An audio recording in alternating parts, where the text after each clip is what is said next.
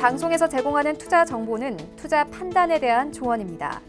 방송에서 제공하는 주식의 가치, 가격 상승 및 가격 하락에 대해서는 방송사에서 보장하지 않습니다.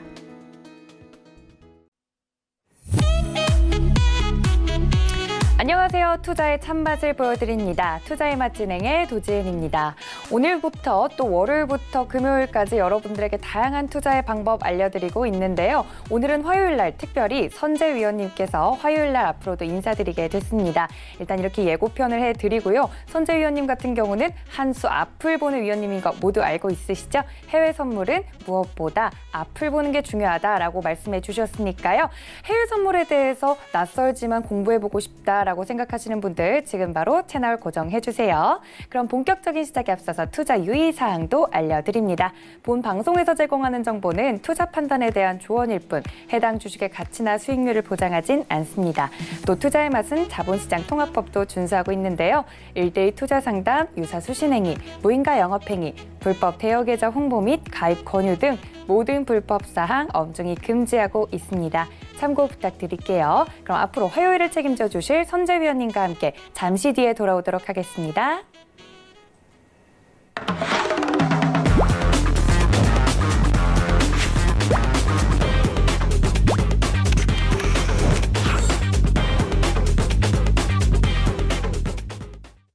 네, 앞으로 화요일에 투자의 맛을 책임져 주실 선재 위원님 나와 계십니다. 위원님 안녕하세요. 네, 안녕하십니까.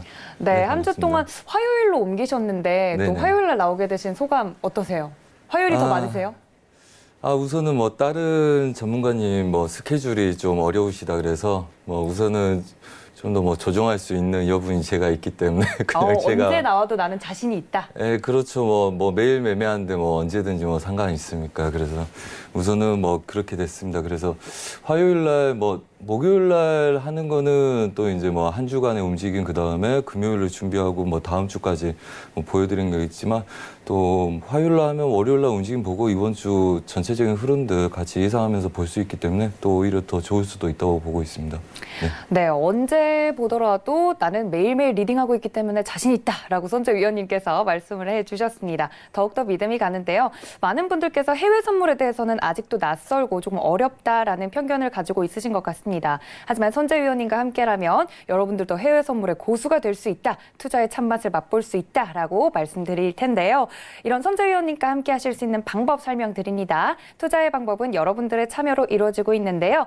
보시면서 궁금하신 사항이 생겼다라고 하시면 02-3153-2611, 02-3153-2612번 언제든지 전화 주셔도 좋고요. 샵 4989번으로 문자 보내주셔도 좋습니다. 오늘 이 시간 또 해외 시황에 대해서 리딩을 할 텐데 장중에 또 해외 시황 같은 경우는 시간대가 다르잖아요. 장중 리딩 함께 하고 싶다 하시는 분들은 지금 바로 사용하고 계시는 노란색 메신저 어플 들어오셔서 채팅방 상단에 투자의 맛 선재라고 검색하시고 들어오시면 오픈 채팅방 들어오실 수 있습니다. 선재 위원님께서 매일매일 새로운 해외 이슈들 가지고 리딩해 주시고 계시니까요. 어느 포지션 잡아야 할지 모르겠다라고 하시는 분들 들어오셔서 함께 투자의 방법 알아가시면 좋을 것 같습니다. 자, 그럼 이제 선재 위원님 화요일을 맞이하면서 선재 위원님과 함께하고 있는데요. 이제 본격적으로 오늘은 어떤 해외 이슈를 다루면 좋을지 우리 위원님과 함께 찾아볼 해외 이슈들 화면으로 먼저 만나보시죠. 네, 첫 번째입니다. 트럼프, 미국과 중국이 1일 새로운 관세를 주고받았지만 도널드 트럼프 미국 대통령은 앞서 언급했던 무역 협상은 아직 일정도 못 잡은 것으로 전해졌습니다. 두 번째입니다. 무역 전쟁이 장기화될 조짐을 보이고 있습니다. 그 가운데 위안화가 약세를 이어가고 있는데요. 달러당 7.2위안 선에서 육박하고 있습니다. 세 번째입니다. 위안화 약세와는 반대로요. 불확실성이 커지면서 달러화가 강세를 보이고 있습니다. 그 와중에 원달러 환율이 상승 마감하면서 글로벌 금융시장의 불안감이 증폭되고 있습니다. 마지막입니다. 소비자 물가 상승률이 사상 첫 0%를 기록을 했습니다. 디플레이션에 대한 우려가 현실이 되는 게 아니냐라는 우려의 목소리가 커지고 있습니다. 네, 이 순서대로 천천히 해외 시황을 한번 살펴볼 텐데 보통은 간밤에 이제 미국 시황부터 뉴욕 증시부터 살펴보기 마련인데 간밤에 또 지난밤에 이제 미국 증시 같은 경우는 휴장을 했어요, 위원님. 네네, 맞습니다. 그래서 좀 살펴볼 이슈를 저희가 꼽다가 트럼프가 이제 운을 띄웠는데 미중의 만날 날짜를 아직 못 잡겠다. 이제 미중 무역은 뭐 이제 상수죠. 미중 무역 네. 협상에 대해서는 상수인데 날짜가 아직 잡히질 않았습니다. 이렇게 불확실성이 커지고 있는 상황에서는 어떻게 대응을 하는 게 좋을까요? 우선은 뭐 전반적으로 9월 협상에 대한 가능성은 아직 열고 있다 뭐 이렇게 말을 하고 있고요. 뭐 지속적으로 가능성은 계속 보겠죠.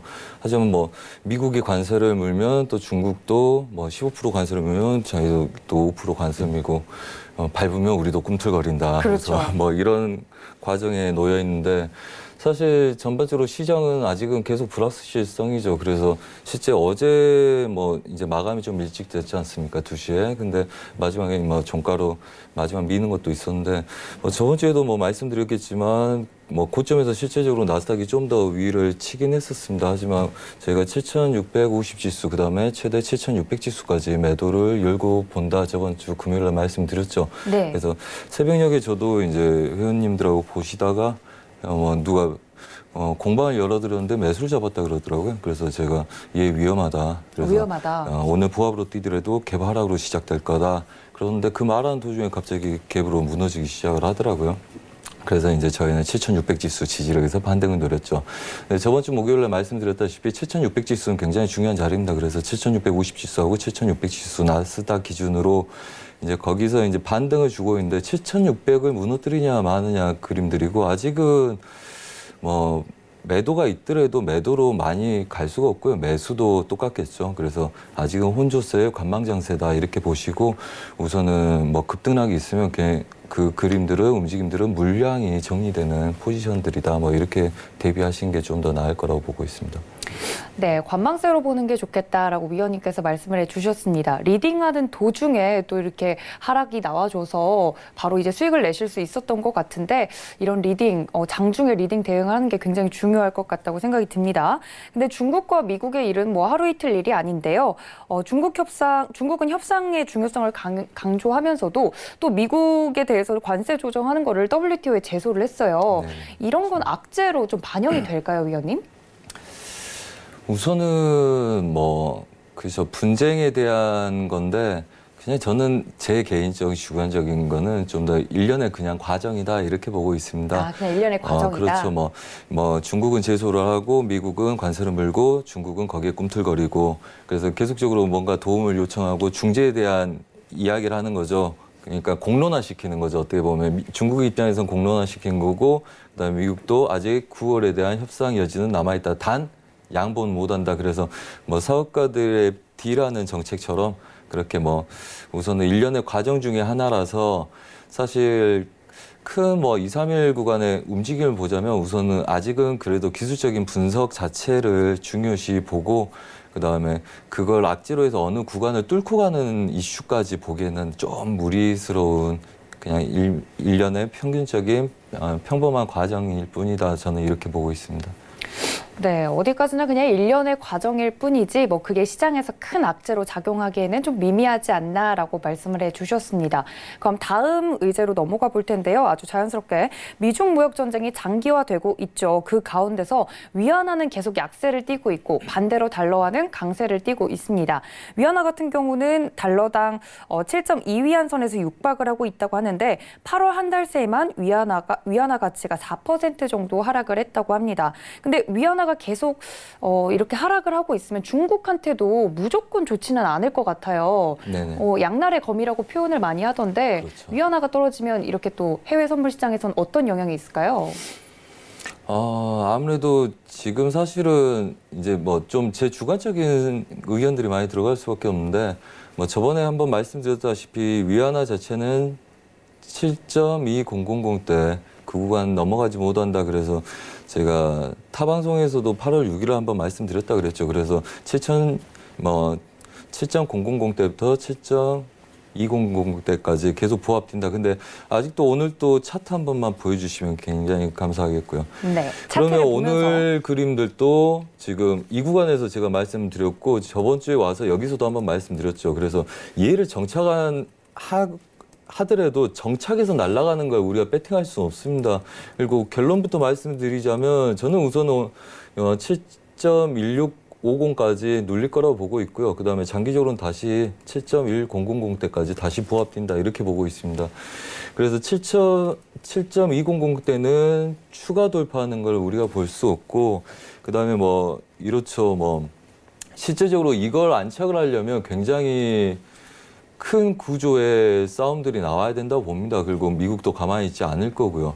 그래서 뭐 이 구조 자체가 전반적으로 상당부 제약을 갖고 있더라도 우선 추세에 큰 저항을 갖고 있기 때문에 여기서 추가 그림도 잘 안 나올 거라고 보고 있고요. 그래서 중심 구간까지 부합을 띈다. 이게 결론이라고 말씀을 드리겠고, 그 다음에 시장에서 영향은 뭐 이렇죠. 실제 저도 이렇습니다. 이거는 이슈가 반영된 구간들이다 이미.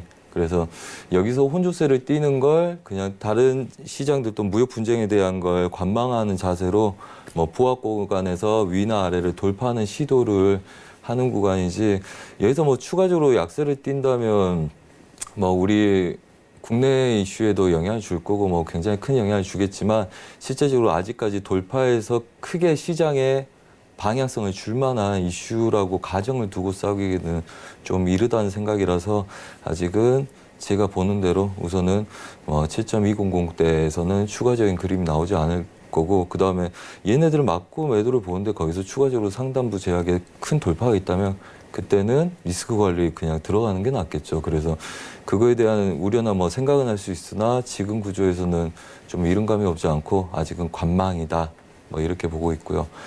그다음에 뭐 말씀하신 것처럼 장단기의 영향들이 있기 때문에 실제적으로는 뭐 그렇죠. 뭐 이거 우리가 뭐 장단기의 영향이 있기 때문에 여기서 추가적으로 움직이더라도 그것 때문에 차익이 나올 수 있어서 그거에 대한 대응을 여러분들이 추격하는 건 굉장히 위험해서 우선 관망 장세의 보합, 매매 조건들 여전히 유지하는 거, 그거에 대한 초점을 맞추시라 이렇게 조언을 드리고 싶습니다. 네, 선재 의원님께서는 이런 흐름 속에서 관망 장세가 이어질 예정이기 때문에 어떠한 특별한 방향성이 제시가 되지 않는 이상 선뜻 매수나 매도 포지션에 바로 이제 추격으로 들어가는 건 위험할 수 있다라고 말씀을 해주셨습니다. 다음 의제로 넘어가 보도록 할게요. 원달러 환율이 4.8원 상승 마감을 하면서 미중 불안에다가 거기에 더해 노딜 브렉시트 이슈까지 더해지고 있다라고 말씀을 해주셨습니다. 아무래도 노딜 브렉시트 가능성이 짙어지고 있고, 또 아르헨티나 정부의 외환거래 통제 소식까지 전해지면서 여러 가지 악재들, 글로벌 악재들이 겹겹이 쌓이는 느낌인데요. 불확실성이 커지는 건 확실히 우리 시장에도 악재긴 하죠. 그리고 해외 선물 거래를 하는 분들도 좀 불안하실 것 같은데, 이런 악재들이 쌓이고 쌓이면 노딜 브렉시트 같은 경우는 유로존에 좀 흐름이 반영이 될까요, 위원님? 그렇죠. 실제적으로 오래된 이슈죠. 오래된 이슈기도 하고, 그다음에 노딜 정책에 대한 우려를 한두 달 전에 저희가 좀 우려를 한 적이 있으나. 그렇죠. 한참 이슈가 됐던 점. 그렇죠. 실제적으로 그래서 뭐 파운드나 유로는 크게 좀 한번 눌린 다음에 반등을 줄 거다. 기술적인 반등을 좀 기다린 게 낫다. 뭐 이런데 실제적으로 영향을 우리가 안 준다고 말씀 못 드리기 때문에, 이것도 차트 보고 그러면 원달러 환율에 대한 말씀을 하셨기 때문에 원달러 환율에 대한 이야기 잠깐 말씀을 드리는 게 좋을 것 같습니다. 네. 우선 이렇습니다. 우선은 큰 그림에서는 우선은 부합을 띄고 있는 성향을 갖고 있죠. 우선은 전반적으로 시장 자체가 관망세이기 때문에 이 구간에서 부합을 띄고 있습니다. 여전히 1217달러, 17원은 돌파 안착을 하기가 좀 어렵다고 보고 있고요. 그 다음에 대신 1213원 때까지 초반까지 밀릴 가능성이 높다. 그래서 윗구간도 추격한 건 좀 위험하다고 보고 있고요. 그 다음에 장기적으로 다시 1210원대까지 부합을 띈다.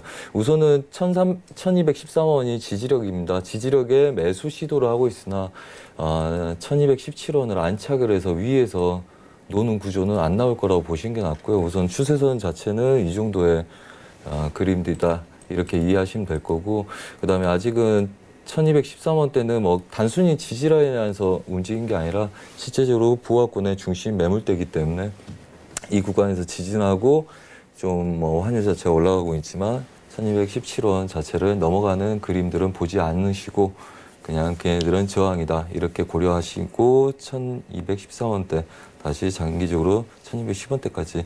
그래서 큰 이슈들이 아직은 있지만 그게 방향성을 나기 위한 그런 게 아니라서 우선은 이슈에 대한 미중 불안의 노후될 정책 그다음에 일본에 대한 이슈들 그러면 다 우리한테는 불확실성이죠. 하지만 기술적인 저가에 대한 반등들이 지속적으로 있는 구조. 한마디로 그 오래된 이슈들이 끌고 왔을 때 단기적인 명확한 이슈가 발생되지 않으면 기술적인 차익이나 반등들이 계속적으로 나와서 보합을 띄는 구조다. 저는 이렇게 대응을 하고 있고요. 실제적으로 그렇게 예상을 하고 시장을 보고 있습니다. 네. 네, 계속해서 보합권을 보이고 있는 시장이기 때문에 이럴 때 좀 관망세가 계속해서 지속될 것 같은데 뚜렷한 이제 방향성이 나오지 않는 구간에서는 계속해서 오래된 이슈들이 겹겹이 쌓이는 느낌이다 보니까 어떤 뚜렷한 방향성을 보여주기 전까지는 막 선뜻 매수나 매도 포지션 들어가는 거 어려울 것 같다라고 위원님께서 말씀을 해주셨습니다. 원달러 환율에 대한 이야기까지 해봤고요. 마지막은 소비자 물가 첫 마이너스 디플레이션 현실화가 되냐라는 우려 섞인 목소리인데 이거는 이제 내수 시장, 국내 시장에 대한 내용인 것 같아요. 네. 오늘 이제 아침에 이야기를 들어보니까 굉장히 소비자 물가가 그 조사가 시작된 이래로 굉장히 0%라는 좀 0이라는 커다란 숫자가 많은 분들이 마음이 쿵 하셨을 것 같은데 이 지표만 봐서는 아무래도 국내에서는 조금 수익 구조를 내기 힘든 시장이 계속되고 있어서 해외 선물로 좀 눈을 돌리는 분들이 많아질까요? 이러면 위원님? 네, 그렇죠. 아무래도 이제 그런 게 있습니다. 안전자산의 이슈에 대해서 일반인들은 달러에 대한 강한 집착을 좀 보일 수도 있고요. 그다음에 전반적으로 원화 가치의 하락을 장기 예견하시는 분들도 있고 그래서 요즘 보면 부동산도 그것 때문에 좀 많이 움직이죠. 실제적으로 추가 대출이 많이 일어난 상태에서 제약된 상태에서 건설사 미분양들 추가 대출을 보장해준다 이러면 작은 금액으로 미리 그 부동산을 취득하려는 원화 가치의 하락에 의해서 장기 대출이 괜찮다고 보시는 분들도 계시고요. 그 다음에 이제 국제적인 악재에 대한 예측 때문에 그 다음에 어느 현물에 대한 걸 취득가지고 하고자 하신 분들도 계시겠죠. 근데 전반적으로 뉴스 같은 데서는 정부에서는 이럴 겁니다. 아무래도 유가 하락이나 그 다음에 복지 정책에 대한 나머지 수요를 대변할 수 있는 수요를 좀 줄일 수 있는 복지 같은 게 좋아졌기 때문에 전반적으로 수요가 따로 충족되지 않는 상태에서는 디플레이션이 일어난다. 어떻게 보면 이거죠. 그런 전반적인 글로벌 악재에 대한 그 가능성이죠. 아직은 트럼프는 계속 방어적으로 그럴 일 없다. 이렇게 하지만 실제적으로 모든 사람들은 이 불확실성에 대한 대비를 하기 때문에 국내 수요에 대한 위축이 수요에 대한 경쟁이 없기 때문에 전반적으로 물가 상승률을 유발하지 않는다. 저는 이렇게 보고 있고요. 그다음에 전문가들은 아무래도 이걸 위험의 신호라고 감지하고 이야기하는 그런 위주가 될 거고 정부에서는 그냥 이 정도는 오차기 때문에 그냥 여러 가지 조건 때문에 수요가 그게 뒷받침 못 돼서 이런 현상이 발생된다. 이렇게 이야기를 하겠죠. 그래서 제 관점은 이렇습니다. 전반적으로 그 불확실성에 대한 현금 확보나 그다음에 안전자산 해외 선물에 대한 그 달러나 골드에 대한 안전자산 손 심리가 강해지고 그다음에 국내 소비에 대한 위축 심리가 좀 더 작용을 해서 이런 현상이 좀 발생되고 있다. 이 정도로만 말씀드리고 싶습니다. 네, 맞습니다. 정부 같은 경우는 이 0이라는 숫자에 너무 집착하지 말아라. 특정 이제 품목들이 좀 하락세를 걷는 것 뿐이지 디플레이션이 일어날 만큼 정말 어려운 상태는 아니다라고 말을 하고 있고 또 전문가분들 같은 경우는 이게 또 하나의 위험 신호로 받아들여야 한다. 많은 분들은 정말 우리나라 어려운 거 아니냐. 주식시장 7, 8월 달에 굉장히 어려웠잖아요. 네. 그러다 보니까 해외 시장으로 좀 눈을 돌려야 된다. 안전자산 금이랑 아니면은 조금 변동폭이 큰 오일 같은 경우 해외 선물로 좀 눈을 돌려야 된다.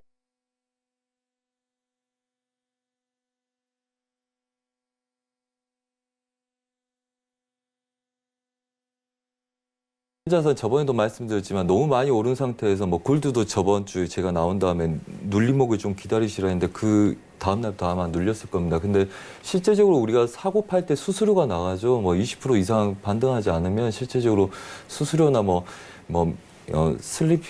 스프레드라고 그러죠.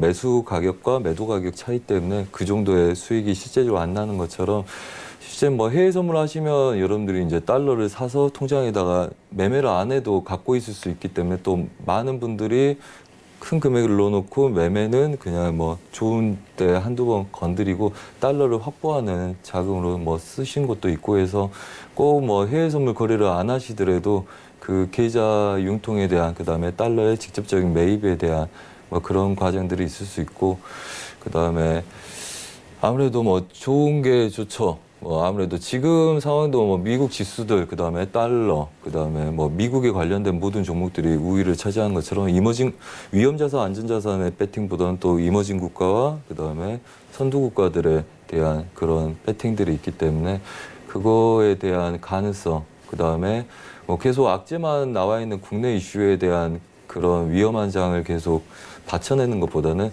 매도 매수가 자유로운 뭐 선물 그다음에 특히 글로벌 시장에 의해서 지금 저희 지수나 주식 국내 선물도 뭐 국내 시장들도 움직이고 있기 때문에 좀 큰 시장을 보시고 뭐 장단기 관점에서 그걸 노리는 것도 나쁘지 않다 뭐 이렇게 보고 있습니다.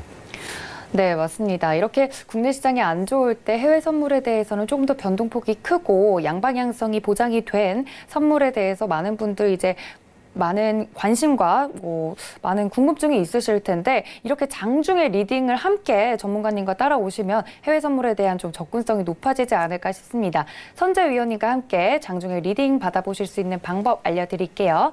자주 사용하시는 노란색 메신저 어플 들어오셔서요. 채팅방 검색창 상단에 투자의 맛 선재라고 검색하시고 오픈 채팅방 들어오시면 위원님과 함께 지금 이 시간 거의 밤 시간대에 많은 이제 거래가 이루어지고 있는데 해외 선물에 대한 첫걸음 선재 위원님과 함께 해보실 수 있습니다. 위원님께서 초반에 말씀을 해주셨지만요.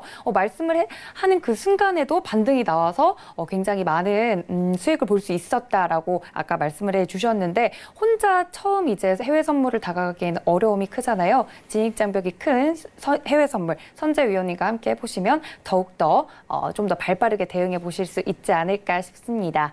그럼 해외 시황 이렇게 마감을 하고요. 마무리를 하고 많은 이슈들이 있었지만 지금까지 겹겹이 쌓여왔던 이제 해외 시황 이슈들이 뭐 한 번에 터지거나 뭐 한 번에 악재를 불러오거나 뭐 한 번에 호재를 보이거나 하긴 쉽지 않습니다. 많은 것들이 유동적으로 움직이고 있기 때문에 위원님과 함께 하시면서 리딩 함께 방법 챙겨가 보시면 좋을 것 같습니다. 이렇게 해외 시장 마감을 하고요. 다음은 본격적으로 종목 전략에 들어가 보도록 할 텐데요. 위원님께서 순서대로 봐주시기로 했죠. 첫 번째 종목은 바로 나스닥입니다. 물론 간밤에 미국의 뉴욕 증시는 열리지 않았지만 나스닥 같은 경우는 현재 흐름이 어떤가요? 저번 주와 뭐 비슷한 흐름인지 아니면 좀 네. 방향성을 보였는지 궁금하네요. 뭐 이렇습니다. 제가 29일 날 그래서 한 이 정도 장에 있었을 겁니다. 이 구간에. 그래서 이 구간부터는 쫓아가지 않는다. 7,650 지수, 그 다음에 7,600 지수 최대. 그래서 아마 그렇게 말씀을 드렸을 겁니다. 그래서 뭐 실질적으로 한 번 반등이 있었지만 걔네들 7,650 지수. 그러니까 이 구간들이죠. 아마 저희가 여기서 7,650을 빼 드셨다고 보시면 됩니다. 저희가 사인을 그렇게 드렸었고요. 그래서 7,650, 그 다음에 반등해서 재매도가 나는데 얘네들이 좀 반등을 많이 했었죠. 그 다음에 7,600 지수. 그래서 어제 새벽에 아마 종가 1시간 정도 놔두고 제가 뭐 여기서 설명하고 있을 때 얘네들이 급락을 한번 줬던 걸로 기억을 합니다. 그래서 저희는 이제 7,600, 그러니까 매도 목표는 두 자리였어요. 그 다음에 큰 흐름을 나타내기 위해서는 7,600을 완전히 깨고 무너져야 되는데 아직 걔네들이 어렵다는 이야기고요. 잠깐 뭐 국채 한번 다시 같이 보겠습니다. 아무래도 지수하고 연동되기 때문에요. 30년물 국채 저번에 말씀드렸죠. 164-20까지 눌리고 그 다음에 166.00 위부터는 제약을 받을 거다. 그래서 실제적으로 이때 말씀을 드렸습니다. 그래서 여기서 추가 하방이 일어날 거고 얘네들이 올라오면 여기서 제약을 받을 거다. 그래서 혼조세 보실 거다. 그래서 우리 투자의 맛 4회, 그다음에 저번 주 제가 목요일 날 이야기 말씀드렸던 거 보시면 그렇게 말씀드렸고요. 그래서 실제적으로 나스닥 7,650, 그다음에 7,600 지수까지. 그래서 어제 뭐 갑자기 새벽녘에 얘네들 급락이 왔습니다. 그래서 급락이 와서 같이 매수 잡자. 무포자분들 매도는 마무리 지으시고 이제부터 매수 반등 노린다. 그리고 오늘 유럽장까지 매수 반등을 노린다. 그래서 얘네들을 보고 사실은 7,680 지수, 7,670 지수였던 걸로 기억합니다. 이 좀 더 윗구간까지 추가적으로 열 수 있고 이자를 잡고 보시라. 그 다음에 얘네들이 더 못 치고 한번 내려서 제가 유럽장에 오늘 반등을 한 번 더 노린다. 근데 실제 보면 얘네들이 저항을 쭉 갖고 있죠. 얘네들 못 넘어가고 있죠.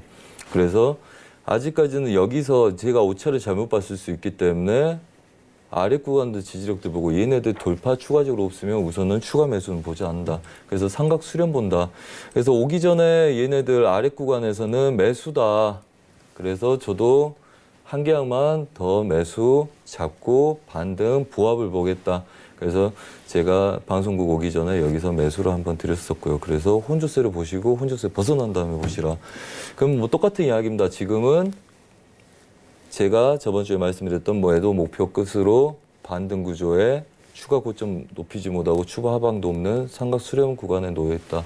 그래서 아직까지는 혼조세를 보시는 게 중요하고요. 방향성을 보신 분들은 여기서 추가적인 그림이 나온 다음에 보시고 아래 구간들을 한번 지지가 되는 이후부터는 아직 추가적인 그림이 나오고 있지 않기 때문에 매수를 추격한 것도 위험하겠지만 우선은 매도 추격한 것도 위험하기 때문에 이 구간에서는 오늘 좀 혼조세를 그냥 보시는 게 낫다.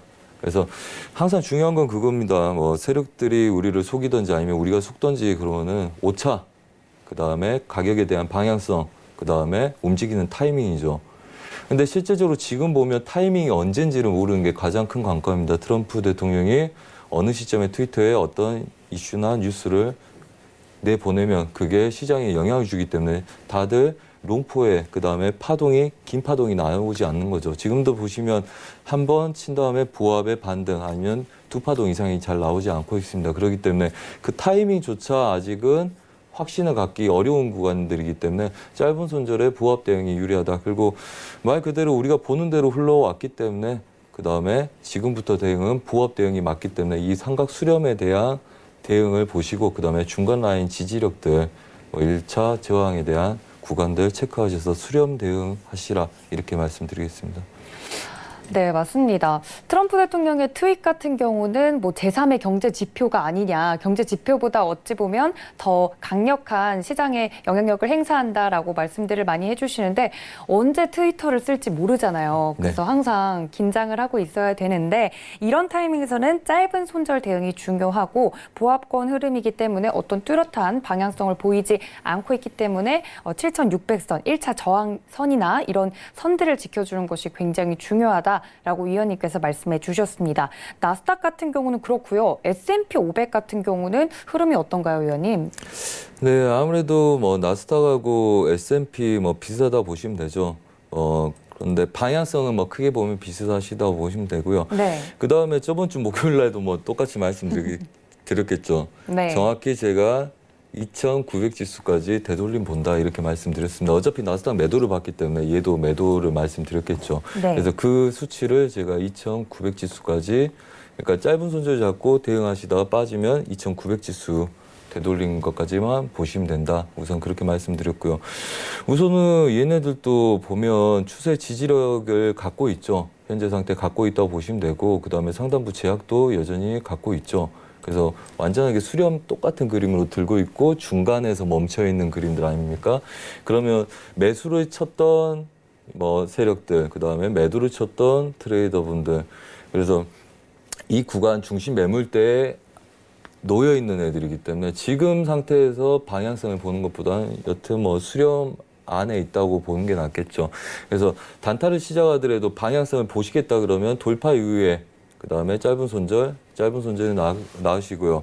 그 다음에 부합 대응 하시겠다 그러면 돌파하기 전까지는 계속적으로 부합 대응 하시는 게 맞죠. 그래서 그냥 말 그대로 그 대응 전략 중에 하나 수렴 부합 대응을 하시라 말씀을 드리겠고 우선 뭐 가능성이 이렇습니다. 뭐 2,920 지수까지 되돌림 가능성을 보는 애들 가능성만 보는데 실제 나스닥하고 지금 S&P 보면 제가 매수 반등을 어디까지 보는지 말씀을 안 드렸죠. 네. 1차적으로 어제 우리가 새벽에 배팅해서 얘네들 고가 못 넘어가는 것까지 배팅을 했었으나 실제적으로 보면 저가는 제가 못 깬다고 명확히 말씀드렸습니다. 리딩을 할 때. 그래서 다시 오더라도 저가 못 깨는 걸로 지지 반등을 노린다.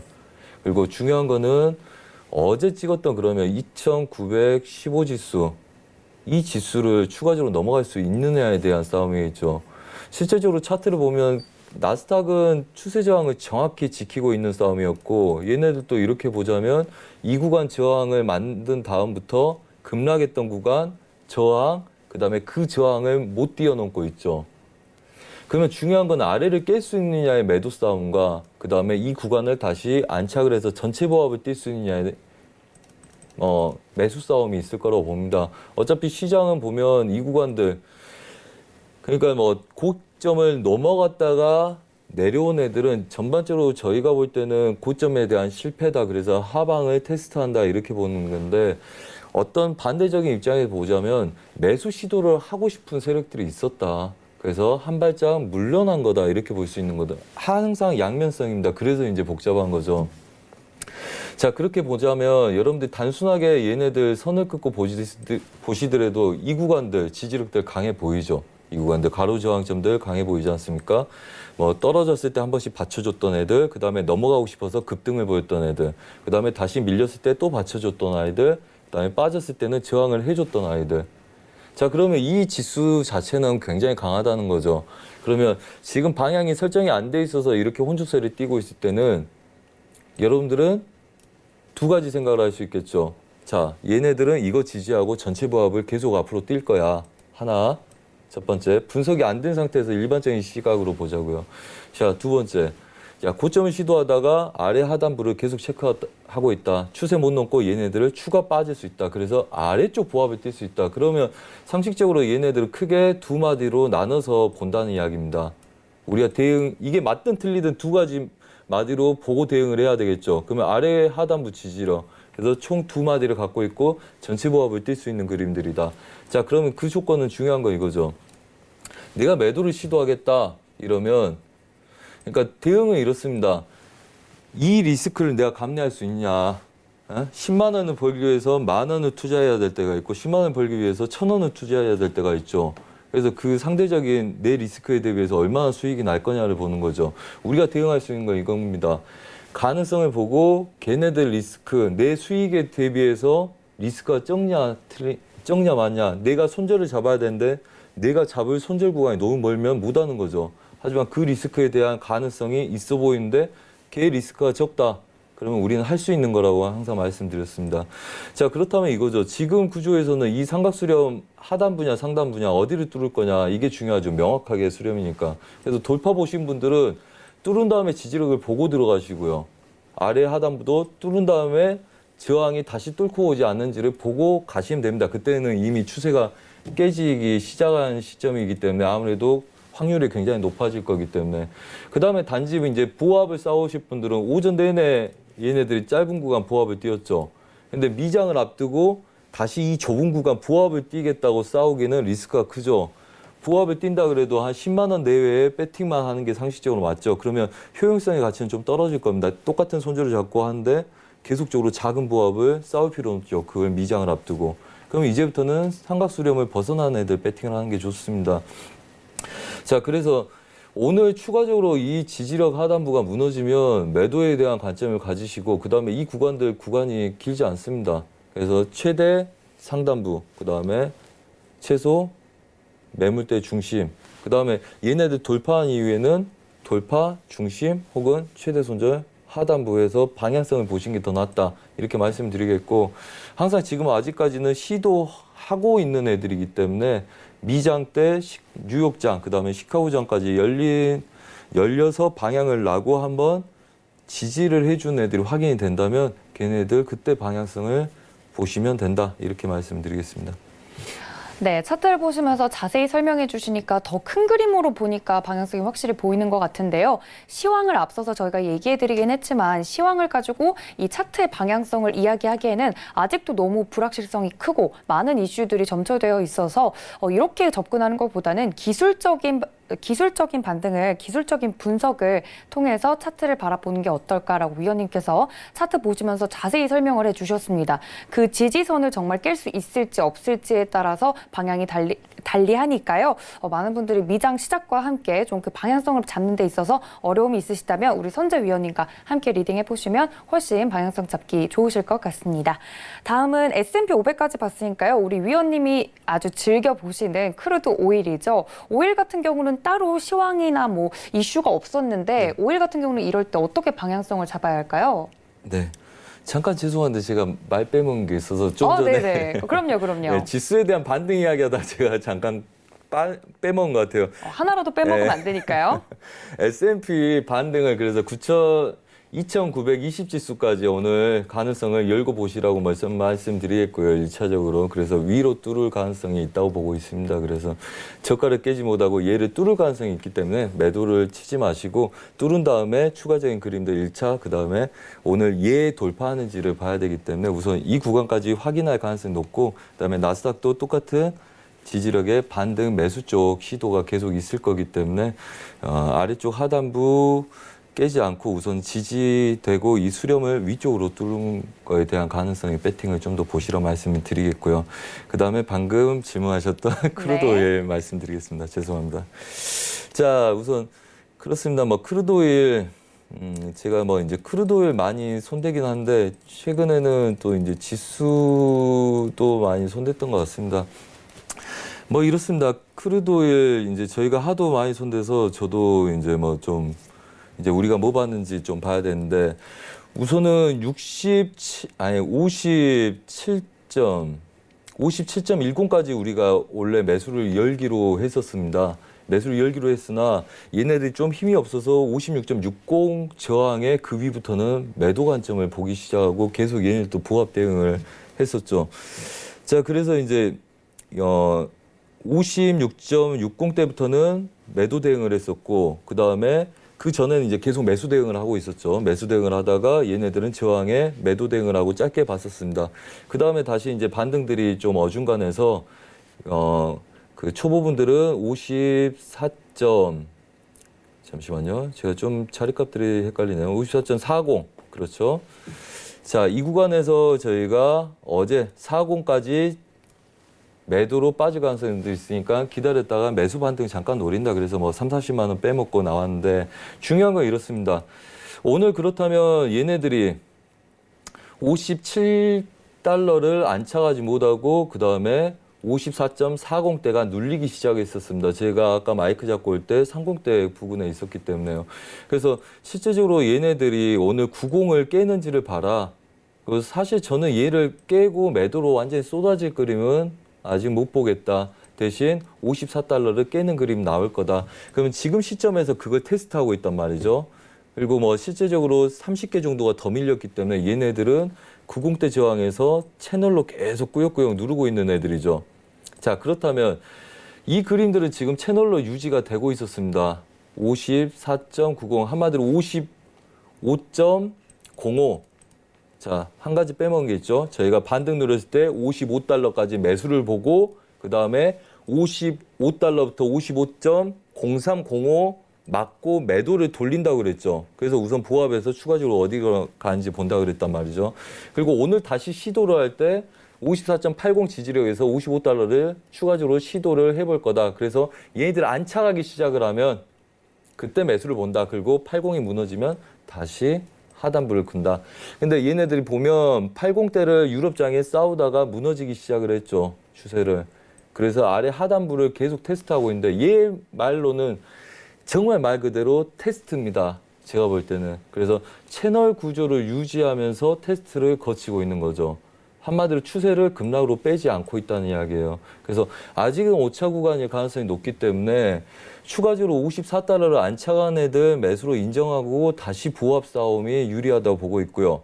그 다음에 미장에서 54달러를 정착 못하고 추가적으로 매도로 밀리면 뭐 제가 이거 끝나고도 가서 뭐 바로 리딩을 하겠지만 10시 뭐 뭐 반에서 40분 사이에 뭐 그때 추가적으로 그림이 나오는 애들을 보고 배팅을 드릴 거고요. 그렇지 않은 이상 여기서 하단부 추격은 자제하시라. 그래서 아직은 오차의 가능성이 높고 그다음에 54달러를 지키고 다시 보합되는 구조를 보셔야 되고 그다음에 그건 똑같습니다. 뭐 오늘 뭐 S&P 이미 뚫어버렸죠. 그래서 이 지수들이 이렇게 강하게 이 구간을 테스트해서 위에서 무너지지 않으면 5일도 급락을 좀 자제하고 싸울 가능성이 높다. 그래서 추가적인 하방을 보시는 것보다는 우선 54달러를 깼기 때문에 54달러를 미장에서 안착한지를 확인하시고 안착을 못하면 추가적인 매수 볼 이유는 없죠. 그래서 안착을 하면 다시 90대 지지력부터 해서 다시 보합 싸움을 하면 된다. 그래서 지수가 급락으로 돌리지 않는 이상 추가 크루드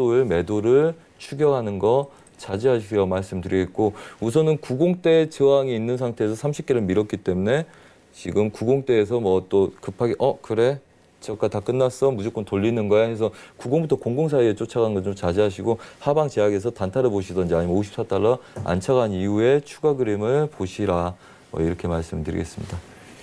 네, 크루드오일 워낙에 선재 위원님께서 자세히 보시는 종목이다 보니까 또 자세히 그 저항대들 이야기를 해주셨는데 그 테스트를 본다는 표현이 굉장히 재밌는 것 같아요. 테스트가 이 아래로 더 떨어질지 올라갈지 계속해서 간을 보는 그 선이라는 거잖아요, 위원님. 네, 그렇죠. 뭐 여러 가지 의미가 있겠죠. 제가 뭐 예전에도 자주 여기 서울경제 나와서 말씀드렸지만 저는 차트의 움직임을 이렇게 생각한다 그랬어요. 차력을 딱 주먹에 쥐었을 때 거기 압력에서 약한 쪽으로 삐져나오는 거죠. 물이 새는 것처럼. 약한 쪽으로 그래서, 삐져나오는 거, 차력이. 네, 그렇죠. 세력들이 어느 정도 큰 그림을 펀더멘탈 측면에서 정해놓고 싸우는 것도 있을 거고요. 첫 번째. 그다음에 어느 정도 움직인 상태에서 리스크 관리를 해야 되는데 지금 바로 움직여도 될지 안 될지 모르기 때문에 그거에 대한 싸움이 있을 수 있다는 거죠. 실제적으로 그 S&P하고 나스닥을 이렇게 설명드렸습니다. 벌써 뭐 7,650하고 뭐 2,920 지수 거의 다 오고 있죠. 반등이 두 개 다 주고 있죠. 제가 이거 리딩할 때 설명을 이렇게 했습니다. 어제 보합으로 끝나버리면 오늘 시장 갭 하락으로 떨어질 가능성이 높다. 근데 이제 어제 떨어져 버렸기 때문에 어떻게 관점을 바꿨냐면 떨어지자마자 자 매수 잡습니다 해놓고 얘네들은 멈춰있는 상태에서 갭하로 떨어지지 않았고 그 다음에 종가를 앞두고 차익을 냈기 때문에 하단부 미는 게 아니라 차익이 나온 상태에서 매수 시도가 다시 나올 가능성이 높다. 한마디로 이거죠. 매도를 미는 게 매도 세력들이 민다고 꼭 보지 않습니다. 저는. 한 예로 이렇게 생각을 해보죠. 매수를 누군가 가고 싶다고 가정을 둬보자고요. 매수를 가고 싶은데 저항이 거세요. 네. 그러면 계속 세력들이 우리는 그냥 매수를 잡고 놔두면 되지만 세력들은 계속 단가를 넣어서 매수를 올려야 되지 않겠습니까? 그렇죠. 그러면 움직여야죠. 예, 저희가 1,000원에서 잡고 1,500원 가는 거 보면 되지만 우리 개인들은 세력들은 그걸 올리기 위해서 계속 매수를 쳐야 되니까 1,000원대 위에 단가가 놓이겠죠. 그럼 리스크가 커지는 거 아닙니까? 잠깐만 밀리더라도. 저희는 뭐 본청 가까이는 걱정할 필요가 없지만 그럼 세력들은 계속 저항이 거세면 얘를 차익을 한번 확 내줍니다. 그러면 매도도 막 추격하고 그 막던 매도 물량들도 쫓아오면서 계속 수량을 소비하겠죠. 그럼 상대방 세력들도 약해질 거고 아래 구간에서 매도의 수익이 났기 때문에 매도 세력들도 차익을 하기 시작하겠죠. 매도의 차익은 뭡니까? 매수 반등이 일어나겠죠. 그러면 그 힘에서 저가에서 다시 차익을 하고 매수를 다시 잡는다. 그러면 반등 구조까지는 매도들이 잘 안 때릴 거란 말이에요. 자기들도 차익을 하지. 그러면 그 매수 잡았던 수익으로 얘 매수 시도를 할 수 있는 거죠. 그래서 일보 후퇴가 일어날 가능성이 높다, 이 그림은. 그래서 어제 갑자기 우리가 보고 매도로 빠질 거다 하고 있는데 실제 매도로 쫙 빠져서 추가 매도 보지 않고 바로 반등을 노렸습니다. 그래서 오늘까지 반등의 여력을 본다. 그래서 지금 말씀드리는 도중에도 얘 추가 시도를 하고 있지 않습니까? 이 강한 저항을 뚫려는 시도를 하는 거죠. 그래서 이거에 대한 건 항상 맞을 수 없지만 전반적인 흐름을 이해하면 실제적으로 그럴 수 있다.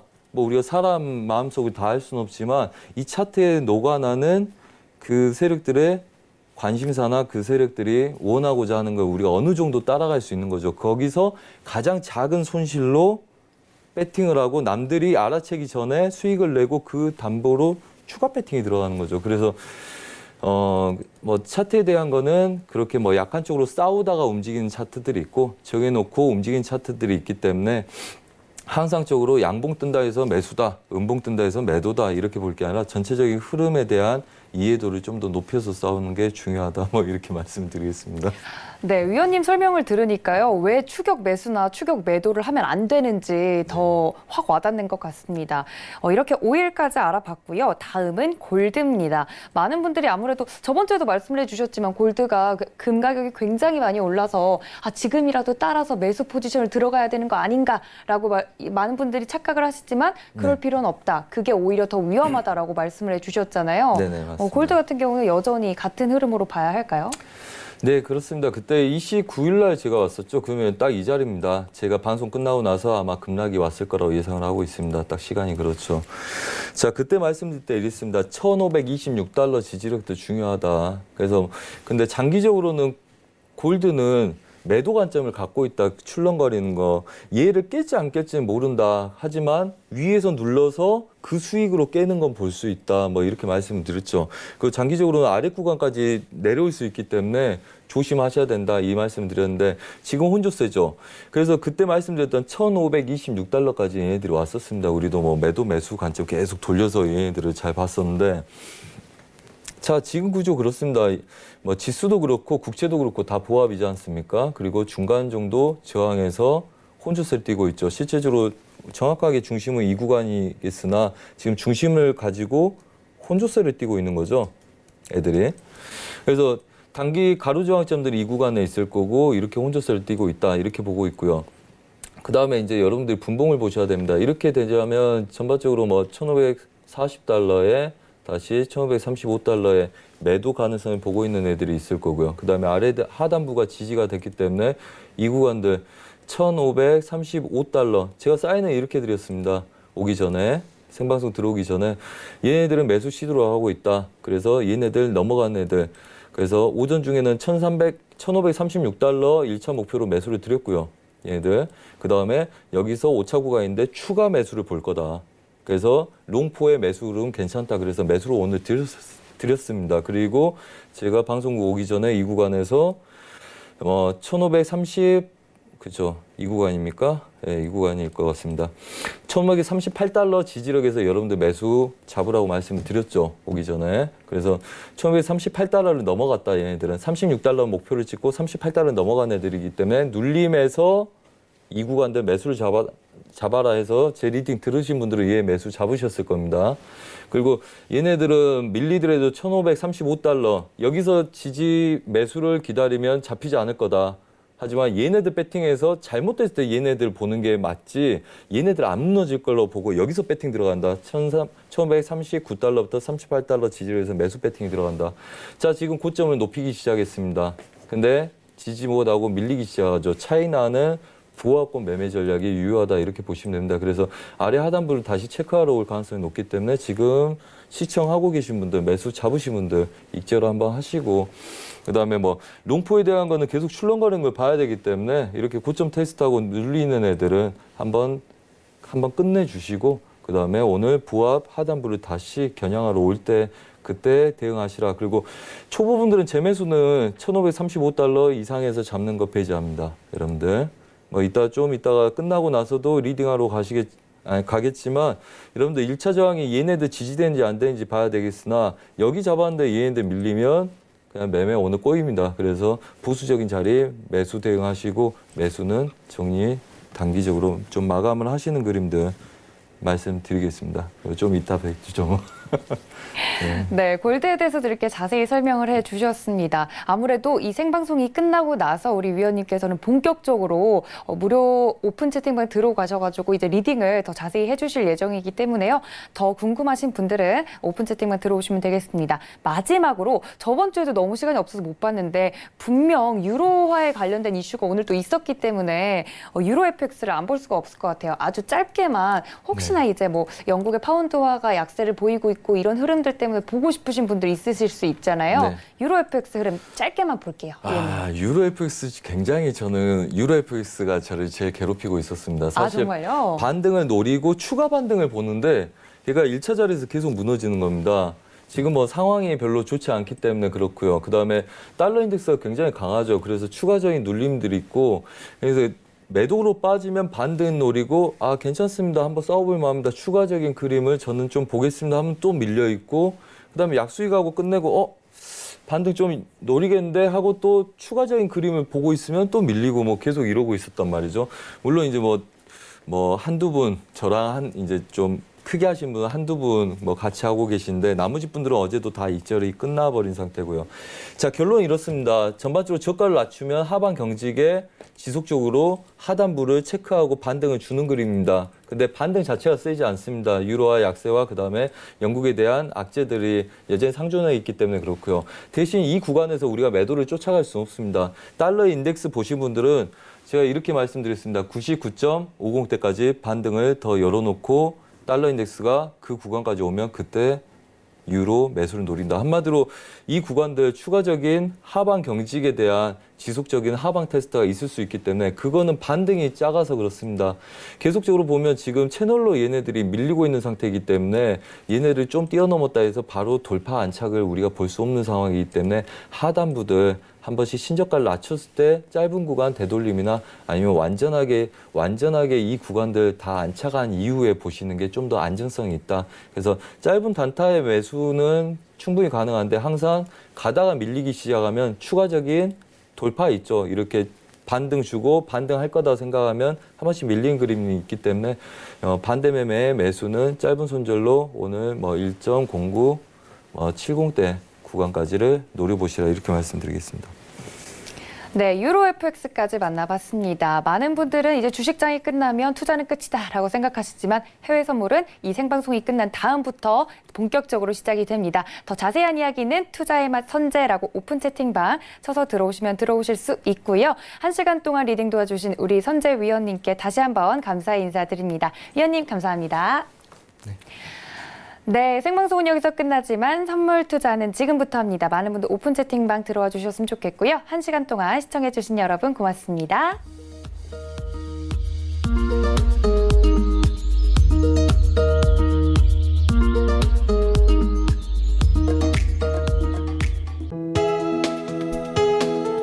본 방송에서 제공하는 투자 정보는 투자 판단에 대한 조언입니다. 방송에서 제공하는 주식의 가치, 가격 상승 및 가격 하락에 대해서는 방송사에서 보장하지 않습니다.